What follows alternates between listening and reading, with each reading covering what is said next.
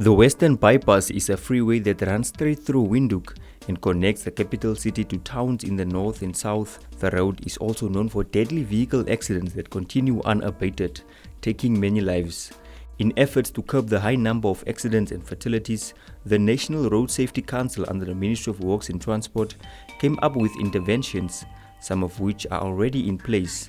Will they be effective in making the freeway safe for pedestrians and motorists, and at what cost?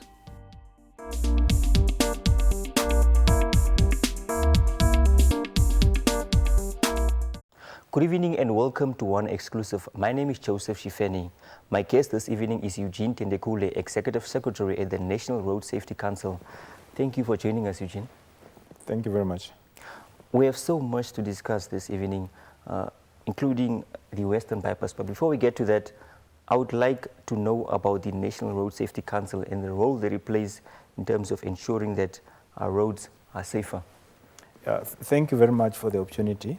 The National Road Safety Council is a statutory body that was created in terms of the National Road Safety Act, even though it's a 1972 Act, 9 of 1972, which we inherited from our colonial masters. It is an act that is still applicable in Namibia because it has not been repealed as yet. Efforts are underway to have it repealed and replaced it with something more current, something that speaks to the contemporary issues of Namibia. Yes, the National Road Safety Council was created for one big specific purpose, and that is to promote road safety in the Republic. That is our role. Therefore, in terms of who constitutes the council, council comprises of about 7 members that are appointed from different walks of life, public servants or people from the public service. The Permanent Secretary of Works is a member. The Permanent Secretary of Ministry of Justice is a member. The Inspector General of the Police is a member, and including those other people that are appointed from the private sector that serve as board members. Now, the view or the reason why we have such a mixture of people is that we need to coordinate activities that are undertaken by our stakeholders. We need to coordinate that because it is our responsibility as National Road Safety Council to assist the Minister of Works and Transport to find solutions to issues that affect road safety in the country. All right. Yeah. Now, when it comes to the Western Bypass, it was built and designed as a rural road, primarily for fast-moving vehicles, and yet over the years we have seen an upsurge of incidents that have claimed many lives. From your understanding, why has that been the case? Yeah, we are talking about Western Bypass. What does that mean? By the mere name of Western Bypass, that road was intended to be a bypass. It was supposed to bypass Windhoek, meaning the traffic that does not need to come into town was supposed to use that road to go around Windhoek and then proceed, either from the north or from the south. That was the purpose of that road. Now, with the development that has come into place now on the western side of the Western Bypass, that road is no longer a bypass. It runs now in the middle of Windhoek. Therefore, it's accommodating traffic that was supposed to be rural traffic.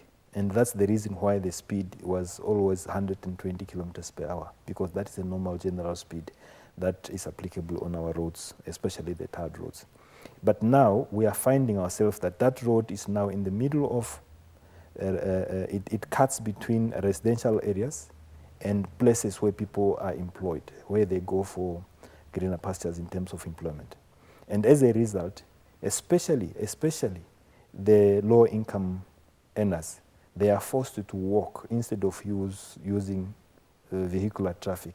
They are forced to walk from home to their workplaces, and as a result, they cross the road. And this is a very busy road. And the speed, in terms of comparison, is 120 kilometers per hour in relation to the 60 that is applicable in the city. So that is a challenge that we are faced with. Now we need to find solutions as to how we can accommodate these two ends of our traffic or vehicular movements. When it comes to those solutions, I believe you are talking of interventions that the National Road Safety Council has embarked upon. Can you tell us a bit about these interventions? Yes, there has been a number of interventions from time immemorial in terms of proposals as to how we can deal with this situation. Some proposals has been that the road must be deproclaimed because it's a proclaimed road as part of the national road network. There were suggestions to deproclaim it so that it becomes like an ordinary street in an urban setup. And that has been a problem because there are legal issues that needs to be complied with. Therefore, we said, okay, fine. This time around, the minister said there should be some ways of how we can control the situation. He tasked the National Road Safety Council to pull the stakeholders together and find solutions that we can implement that can give us tangible, immediate results. Now, we pulled all the stakeholders together, and then we were informed that the road is up for upgrade. As you know, the 11 kilometers north of Brakwater, that section is already done. So they will continue with the upgrade of the road. The section that they are busy now south of Unam, up to the intersection to the Rehoboth Road, that is under construction. And that road continues and joins the road to the airport, east of Windhoek. So that is the new alignment of this road. Now, we know that these developments will take shape and they will not be completed now. Therefore, we, as the stakeholders, we then restricted ourselves to say, yes, we take cognizance of these long-term developments. For us now, because the problem, we are feeling it now. The pinch is now because there are people who are dying there. So we need to find solutions that would address the current problem that we are facing. Therefore, we came together, we said, okay, fine, what are the issues that we need to look at? The very first thing that we thought of was to reduce the traveling speed. And that's the reason why we agreed that, okay, fine, we should now reduce this traveling speed on that section of the road from 120 to 80. And in certain sections, even to 60. So that has been done. The second one is that, okay, fine, even though we have reduced the speed limit, there are people who would continue, violating these posted speed limits. We should deploy law enforcement to take care of those that are not policing themselves. That is one intervention. The second one is for us to put a traffic light to allow people to enter and exit Western Bypass at the intersection of Mandumendem Fayo, that is south of the Windhoek campus of UNAM. So that has been, in terms of financial contributions, we have raised enough funds to purchase the traffic lights that would then be installed at that intersection. And with that, we will now break the flow of traffic, that the people who will then be using Koeverberg Road from the extension of Mandumendem Fayo, they will have also adequate access to the intersection. And with that also, those who will be turning towards UNAM from the Western Bypass, especially from the side of the country club, they will have better protection also to turn, not at the current situation where they turn in front of the oncoming traffic. Yes, those are some of the interventions that we intend to do. And above that, also, we intend to close some of the intersections. The intersection of Hegel Street, which is... let me interject. Before we get to the closing of some of the intersections that will be closed, an assessment done by the Roads Authority has found that with regards to the 80 kilometer per hour speed limit, actually most drivers are adhering to that speed limit. But would you regard that as commendable? Because it normally happens during weekdays. Yes, it's a good start. I really would want to applaud those that have adhered to our request to reduce their speed on that road. We encourage them to do so, because if we all can start doing that, we will be able to address the situation as it is now. You know that you might be aware that the Roads Authority have instruments that are already stationed on the road. They call them traffic counts. So they collect this data to determine the traffic flow, the average traffic flow, and also they also measure speed. They can also determine the type of vehicles that are using that road at any given time. So they do, time and again, they analyze this data to determine whether there is any changes that are observable. Are these the young people that we often see on the side of the road with reflection? Not necessarily. They are automated instruments. They are traffic counts that are permanently stationed there. Okay. They are computerized systems. Yeah, and this data is collected into their database at the Roads Authority headquarters, and that's where they do the analysis. So the initial analysis that was done, they looked at the situation before the implementation of the intervention that we're talking about. And then I think it was 1 month after the implementation. And then they realized that there is some developments. The majority of the road users are adhering to that, to the speed limit as it was reduced. And that the most culprits are the northbound traffic, the traffic that travels from south to the northern side. They seems to be traveling at a faster speed as compared to those that are from north to south. So that information is available.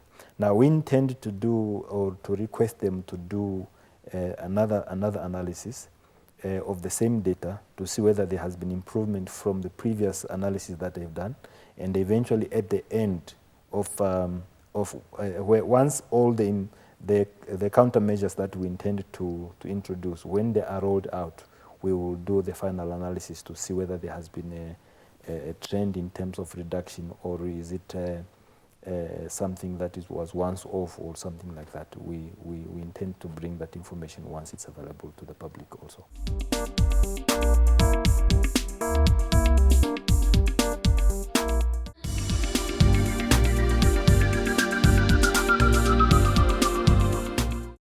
With regards to the light, is it traffic light? I would like to know who are the stakeholders that came on board and funded this initiative, and how much did they spend? Yes, the traffic light, you know, as we are saying, that road was intended to be a rural road.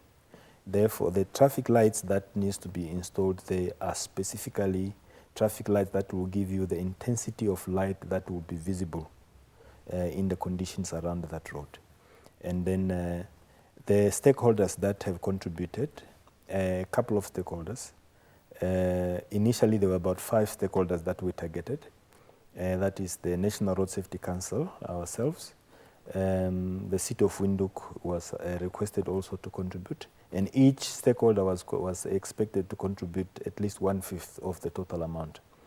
And then we realized that one of our partners could not raise the required amount. Therefore, we reverted to requesting the Roads Authority to cover the shortfall. The Roads Authority contributed 160,000. MVA contributed 80,000. The National Road Safety Council 80,000. The City of Windhoek 80,000. So all in all, it's about 400,000 that was contributed. Right. With regards to some of the intersections that are going to be closed off, can you tell us about that? Yes. You know, normally, under normal circumstances, where you have an intersection, there should be ample space for both through traffic, or the traffic that runs through, and those that are to turn, either left or right. Now, if you look at the intersection of Western Bypass and Hechel Street, the one behind Olympia, next to the railway bridge, closer to the intersection to Country Club, there is no ample space for those who would want to turn into Hechel Street from Western Bypass. So those that have to turn, they force the others to drive on the yellow zone to overtake them to continue driving straight on the Western bypass. So that is a problem. The similar setup, you can see it at Country Club. The intersection into Country Club. It's also a similar challenge that we have. The same with the Prosperita intersection. The road that goes into Prosperita and Western bypass, it's the same problem. Therefore, these intersection needs to be provided for differently. And then as a result, they will have to be closed eventually, and that other alternatives must be provided.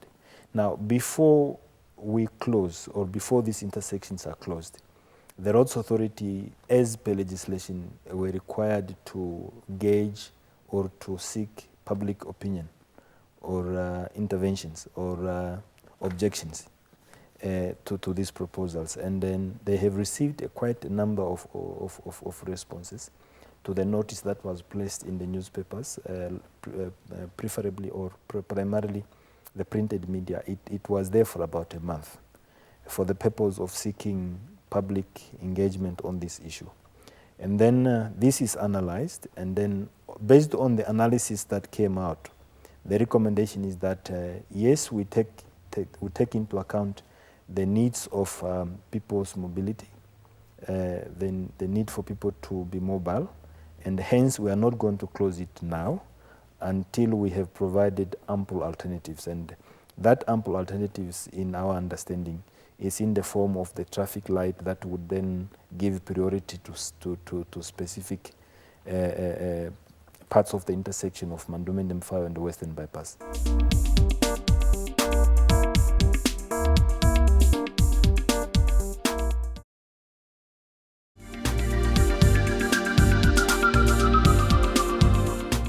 Road safety is being integrated into the school curriculum. What does the National Road Safety Council hope to achieve with this initiative? Yes, I'm not so sure how old you are, but some of those that are drivers of my age, it's common knowledge that we were not properly trained.